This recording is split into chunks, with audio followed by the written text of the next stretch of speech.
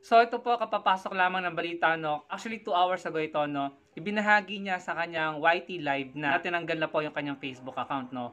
180 days suspended at binibigyan siya ng 180 days para mag-appeal. Kung hindi ma-approve yung appeal niya at hindi makikita na nagkamali ang Facebook dito, permanently made-delete na po yung kanyang Facebook account. So pakinggan po natin yung mga sinabi niya, no? Yung highlights lamang po yung mapapakinggan natin, masyado kasing mahaba yung video, no? So inumit ko yung ibang parts para mas mapakinggan lang natin yung highlights at mga importanteng sinabi niya patungkol sa deletion ng kanyang Facebook account. Account ito, hindi po page, no? So ibig sabihin yung personal profile. Hindi ko lang alam kung papayagan pa siya ng Facebook na makapagawa ulit ng bago. So pakinggan po natin and then mamaya pag-usapan po natin. Again, mga importanteng sinabi lang ni Sassy mapapakinggan natin. Ito na po. Sa hindi pa po nakakaalam at kakapangyari lamang ng kaganapang ito, ang aking pong Facebook ay deleted na. Hindi po ako ang nag-delete nito, kundi ako po ay nagising dahil ako ay nakatanggap ng email mula sa Facebook. Ang sabi ng Facebook ay they are deleting my account. Babasahin ko ang buong message ng Facebook. Ito ang sabi: "We suspended your account. 180 days left to appeal or we will permanently disable your account." So, meron daw kung 180 days left to appeal ang decision. At bakit daw ito nangyari? Ang sinabi lang ay your account or activity on it doesn't follow our terms of service. Ito po. Yan lang. Pero wala po akong naging violations. Wala pong na-flag ng mga videos ko. Ang ginagawa ko lamang po ay in-expose ko po ang katiwalian sa House of Representatives. Ako lamang po ay nagsasalita laban sa foreign policy ni Bongbong Marcos. Ako lamang po ay nagpapahayag ng aking mga kaisipan tungkol sa foreign policy na alam naman nating laban sa bansang Amerika. Pero yon, ito ay deleted na. Hindi pa naman 180 days ako mag-appeal. So nag-appeal na ako pero wala namang nakalagay doon na pwede kang magsulat. So most probably they will permanently delete. Anong ibig sabihin nito? Yung iba po, ang tinatanggal lamang po ay ang kanilang Facebook page. Akin po, ang tinanggal po ay ang aking buong account. So ibig sabihin, wala po akong entire access sa Facebook. Dinilit po ang aking Messenger.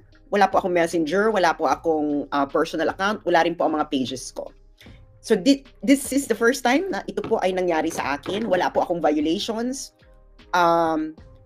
Wala talaga akong violations. I never received any reporting. Wala kasi normally kasi makikita nyo po ang inyong violations sa Facebook at makikita mo wala pa akong violations. Ang huling-huli ko pong mga na-report ay last year pa, 2022 pa. So, it's already 2024, 2023, wala akong violations. And now, they deleted the entire account. So, ibig sabihin, wala, even my Messenger, no reason at all. Ang sinabi lang is your account or activity on it doesn't follow our terms of service. Pero wala pong dahilan, wala pong paliwanag kung ano yung exactly na-violate ko. So, ibig sabihin po mga kababayan, within 180 days, may mangyayaring malaki sa Pilipinas. So, either geopolitics yan, local politics or whatever, at ako po ang kanilang unang tinarget. Bakit? Kayo na lang po mag-isip. So, maghanda po kayo na there's something big going to happen in the Philippines. Because why would you delete my entire account? Pati yung access ko sa Messenger. Even my access to Messenger, deleted. As in, my entire account on Facebook got deleted. Natatakot ba kayo? Na, ano namang ginawa ko in the past few months? I actually exposed the liquidation by certification na walang resibo ng Kongreso ng bilyong-bilyong pera ng mga Pilipino. Na ang bilyong-bilyong pera ng mga Pilipino na ginagastos ng Kongreso na hindi nila nire-resibuhan. That's what I've been doing in the past few months. And of course, I have foreign policy views na hindi na ayaw marinig ng gobyerno ng Amerika at ng Pilipinas. Those are the only things. So, sila yung natatamaan. So, mamili na lang kayo kung sino ang naging dahilan, ang nagsabi sa Facebook na tanggalin ang account ko. Ayan, this just happened now, January 2. So, there is something big going to happen in the Philippines. At tanungin nyo na lang yung mga sarili nyo kung bakit ako yung tinarget nila.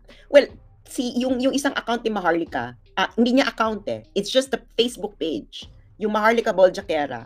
Hindi yung Maharlika Boljaquera, yung Maharlika, it was deleted. Yung kay Banat Bay, yun din. Tapos ako, mas malala kasi yung akin mga friends, okay? Mas malala yung ginawa nila sa akin. Ginawa nila sa akin today, January 2, 2024, buenas na buenas sa bagong taon, my entire Facebook was deleted, removed, okay? With no explanation, except sabi lang nila, my account or activity on it doesn't follow our terms of service, even though wala silang explanation, even though wala akong naging violations. Wala. So, tanungin ninyo ang mga sarili ninyo, anong nangyayari sa Philippines? What is exactly happening in the Philippines? Why they needed to remove my entire account on Facebook? Hindi ito nangyari sa kahit sinumang kritiko ni Duterte nung panahon niya. Nakita nyo ba yung account ng mga kritiko niya na the entire account was removed? No, this only happened at the time of Bongbong Marcos. So they removed my entire account. Why? Ask yourselves why. Why they needed to remove it now, 2024? Anong mangyayari ngayong 2024?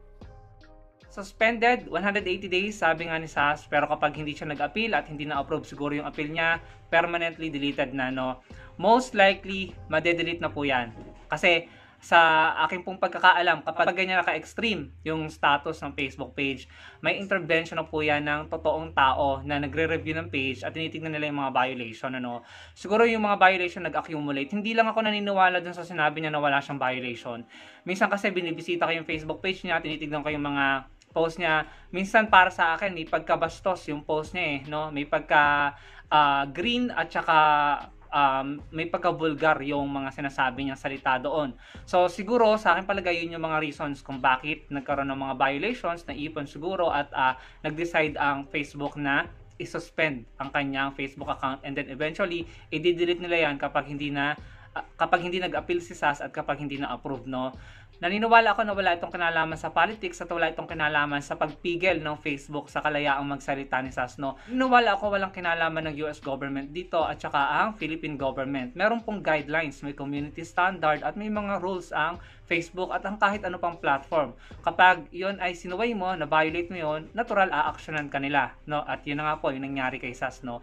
Ito para sa akin ay pure violation ng community standard at rules ng Facebook, kaya humantong sa ganyan ang kanyang Facebook account, no? And yung page at account ni Maharlika Boljaquera, hindi na ako magtataka kung pati yan ay matanggal sa Facebook dahil nakikita natin na marami din siyang minsan hindi ka panipaniwala, hindi lang minsan kadalasan hindi na ka panipaniwala ang mga sinasabi niya. Puro ganto, puro ganyan, hindi natin alam kung ano ba yung goal niya. Pero mahirap na kasing paniwalaan ng mga taong ito. Mga taong ito na ang dami din kinuda at sinabi, no, kay Attorney Leni Robredo. Ang dami din nilang ginawang pang-iinsulto kay Attorney Leni. Kaya ayan, ngayon, isa-isa pong pinatataob ang mga platform nila, no? Yung iba pa na mga talaga ng insulto, nangutya kay Attorney Leni, alam naman natin ang kinahinatnan nila, no? So, ano pong masasabi niya dito? Deserve ba ni SAS yung kinahinatnan ng kanyang Facebook account? Sa tingin ko, kapag nagpatuloy siya na magkaroon ng violation, kahit sa ang platform pa siya, ganun din po ang kahihinatnan ng kanyang platform. Matatanggal, madidelete, or masususpend, no? So, ito po may kinalaman sa mga violation na na-accumulate niya. Wala itong kinalaman sa politics, sa akin pong palagay, no? Ano pong masasabi nyo sa nangyari sa Facebook account ni SAS? Sa palagay niyo ba, susunod na yung kay Maharlika Boljaquera? I-comment nyo lang po sa ibaba. Huwag niyo po kalimutang i-like ang video natin at magkita-kita tayo sa susunod. Salamat po.